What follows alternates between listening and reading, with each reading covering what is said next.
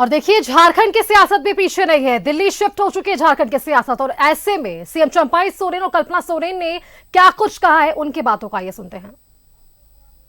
हो गया है देश में, आप लोग देख लिया है। चुनाव पार होने के बाद ये जरूरी है अपना गठबंधन के बीच में बात करने का। इसीलिए आज शाम को बैठक है और हम लोग चर्चा करेंगे। ये संभावना देखिए, किसी दल को नहीं मिला है, चाहे इंडिया हो चाहे इंडिया गठबंधन, सब गठबंधन करके ही आगे चलना है। इसीलिए हम लोग को विचार करना जरूरी समझा हम लोग, और ऐसा भी जरूरी है जब चुनाव लड़ने के बाद अपना गठबंधन के बीच में चर्चा करना जरूरी है। देश भर के जो अपने सपोर्टिंग ग्रुप्स रहे हैं, जो एनडीए के लाई रहे हैं, सबके साथ आज बैठक है। आने वाले समय में भारत के संकल्पों को पूरा करने के लिए एनडीए जो कटिबद्ध है, उसी के प्रारूप तैयार किया जाएगा। बैठ के चर्चा होगी निश्चित रूप से। जो बड़े प्रदेश हैं या फिर अपना झारखंड है या फिर बंगाल है, जहाँ भी इस तरह का, निश्चित रूप से बड़े लीडर अपने प्लेटफॉर्म में इसकी बात और चर्चाएं करेंगे। चुनाव हम लोग काफ़ी अच्छा मार्जिन से चुनाव जीते हैं। चुनाव में थोड़ा सा संघर्ष रहता है, कहीं कहीं थोड़ी चूक हुई है, उसको हम लोग आगे समीक्षा करेंगे और उस पर फिर से हम लोग सुधार करेंगे। निश्चित आज 4 बजे एनडीए का बैठक है और एनडीए के बैठक में बुलावा है, तो हम लोग उस पर जा रहे हैं। फिर वहाँ पर जो भी रणनीति तय होगा उसी के हिसाब से हम लोग काम करेंगे। देखिए, चुनाव हो गया है तो देखिए, अगर सियासत दिल्ली शिफ्ट हुई है तो हम भी आपको सीधे दिल्ली लिए चलते हैं, जहां से हमारे साथ संवाददाता अमर जुड़ रहे हैं। अमर, कल का दिन बेहद खास था। हमने देखा किस तरीके से इन तमाम लोकसभा सीटों के लिए दांवपेच लगे, कई बयानबाजियां हुई, और इन सबके बीच एक चीज तो स्पष्ट हो गई अमर, जो बीजेपी दावा कर रही थी कि अकेले में 370 लाएगी और एनडीए 400 के पार होगी, कहीं ना कहीं इस लोकसभा ने बीजेपी को और एनडीए को एक आईना दिखाया, और कहीं ना कहीं जो मुद्दे लेकर जनता इस बार वोट कर रही थी, लगातार ये बात कहा जा रहा था कि इस बार जनता ने लोकतंत्र की भूमिका निभाई है।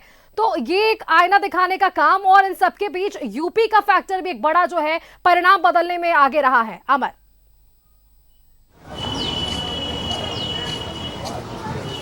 बिल्कुल आपने सही कहा कि जो मैंडेट की बात कही जा रही थी, और जिस तरह से आपने एग्जिट पोल में आपने देखा कि 400 पार के लोग आंकड़े बता रहे थे, लेकिन वैसा हुआ नहीं, क्योंकि जनता में नाराजगी थी भारतीय जनता पार्टी या कह सकते हैं मोदी सरकार की बात में।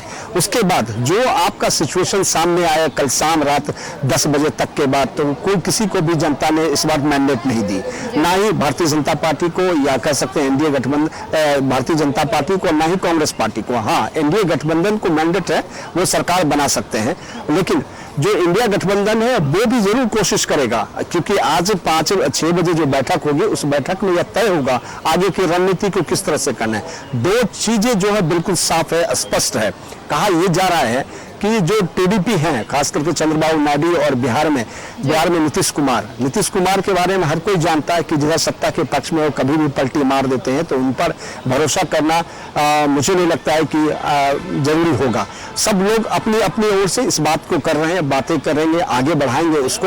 लेकिन फिलहाल जो आप देखें, एनडीए गठबंधन को बहुमत है 292 के आसपास है, तो 72 का जो आंकड़ा होता है, उस आंकड़े के पास है वो, और उनको कह सकते हैं कि अगर सब कुछ ठीक रहा तो वो सरकार बना सकते हैं। और ये भी कहा जा रहा है कि 8 तारीख को हो सकता है कि नए प्रधानमंत्री का शपथ ग्रहण भी हो, क्योंकि आज प्रधानमंत्री खुद गए, राष्ट्रपति से मिले, अपने इस्तीफा, जो प्रोटोकॉल है उस प्रोटोकॉल को मेंटेन करते हुए उन्होंने इस्तीफा दे दिया।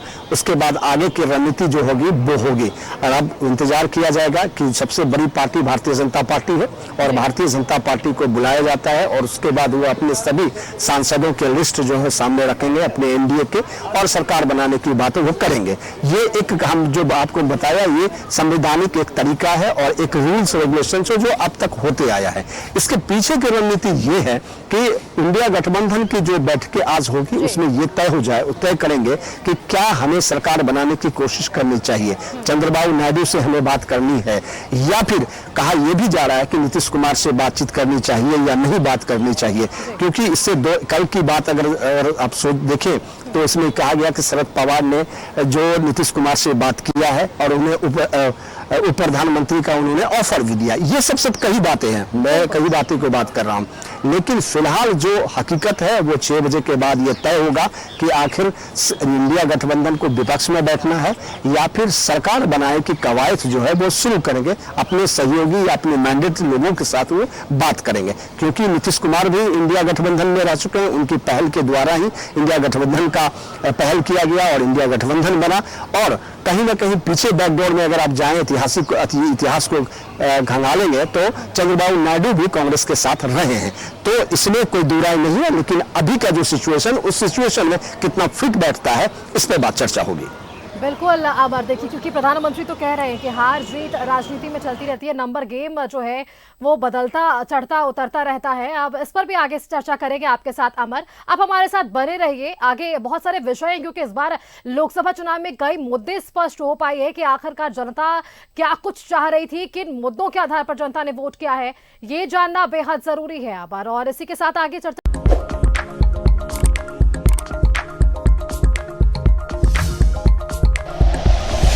Like and share videos, subscribe करें हमारा चैनल और प्रेस करें बेल आइकॉन। न्यूज़ 11 भारत, सच है तो दिखेगा।